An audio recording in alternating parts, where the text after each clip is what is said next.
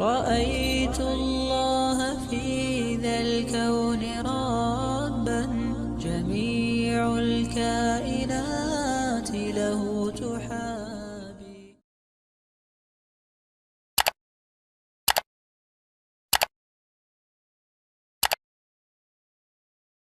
بسم الله الرحمن الرحيم. الحمد لله رب العالمين، وصلى الله وسلم على نبينا محمد وعلى آله وصحبه أجمعين.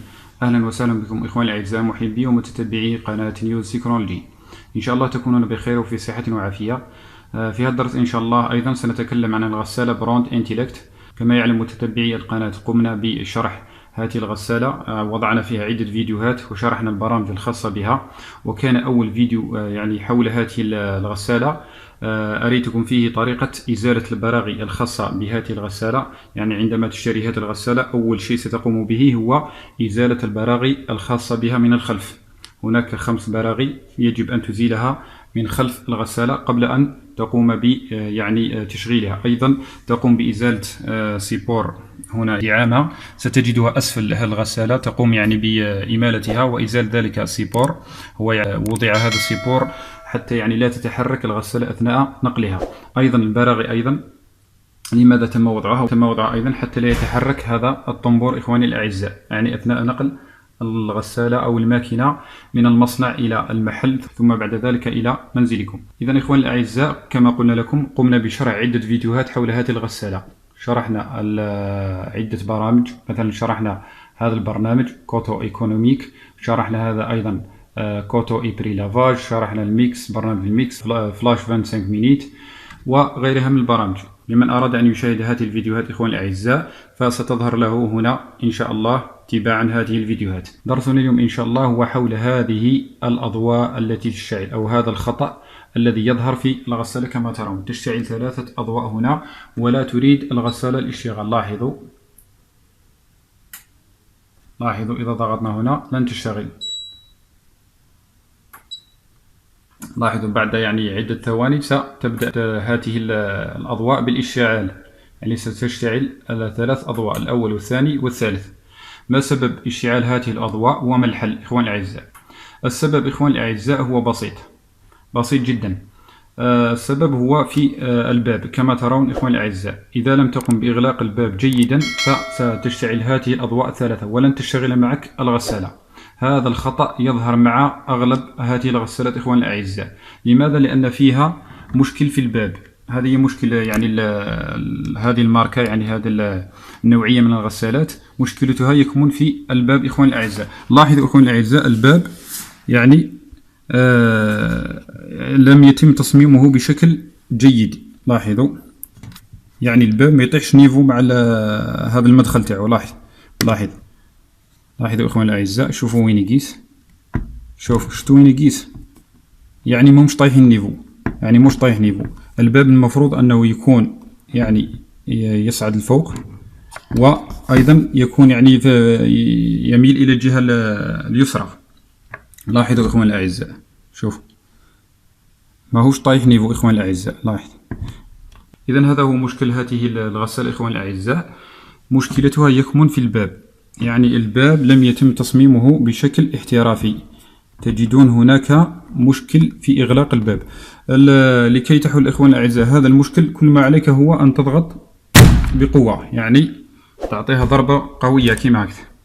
ما تهابش منها إخواني الأعزاء. كاين بزاف من يعني اللي يسألوا في القناة يقول لك أنا سكرتها مليح بصح ما مشاتش. ما سكرتهاش مليح يا أخي العزيز، يجب أن تكون يعني ضربة قوية، ما تهابش منها.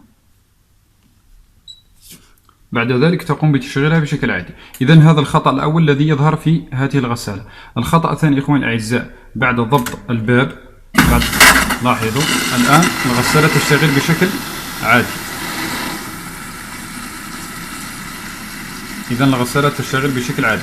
أنا سأوقف الغسالة لأني لا أريد أن أقوم بالغسل وحوض الغسيل فارغ كما ترون.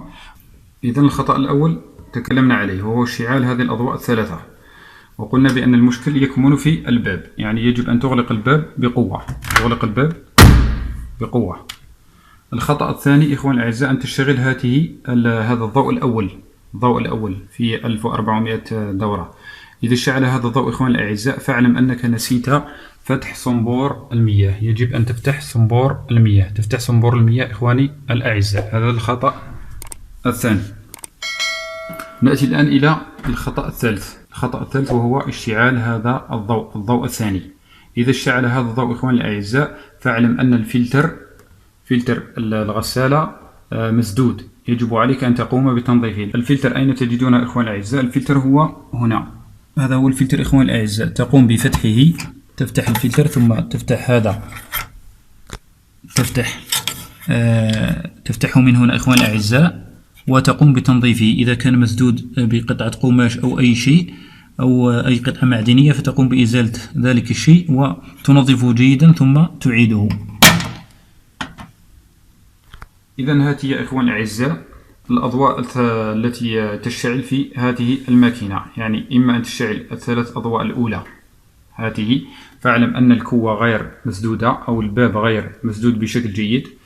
إذا اشتعل الضوء الأول فاعلم أنك نسيت صنبور المياه لم تفتح. إذا اشتعل الضوء الثاني فاعلم أخي العزيز أن الفلتر مسدود، عليك أن تقوم بتنظيفه. إذا هذه الأعطال التي أردنا أن نتكلم عنها في هذه الحلقة، نتمنى أن تعجبكم. وإلى حلقة أخرى إخواني الأعزاء، لا تنسوا لايك للفيديو ومشاركته مع إخوانكم والاشتراك في القناة وتفعيل زر الجرس حتى يصلكم فيديوهات الأخرى إن شاء الله. سيكون الفيديو القادم إن شاء الله عن شرح برنامج كوتيديا أوبتيا 39. أيضا سنتكلم في حلقات أخرى عن طريقة تنظيف هذه الغسالة وإزالة الروائح الكريهة التي تصدر منها. أيضا في فيديو آخر سنتكلم عن التكهرب الذي تعاني منه الكثير من السيدات إذا لمست يعني الماكينة بعد انتهاء الغسيل يعني تصيبها شرارة كهربائية. سنتكلم أيضا عن طريقة التخلص من هذا المشكل إخواني الأعزاء. إذا إلى الملتقى إخواني الأعزاء، شكرا لكم والسلام عليكم ورحمة الله وبركاته.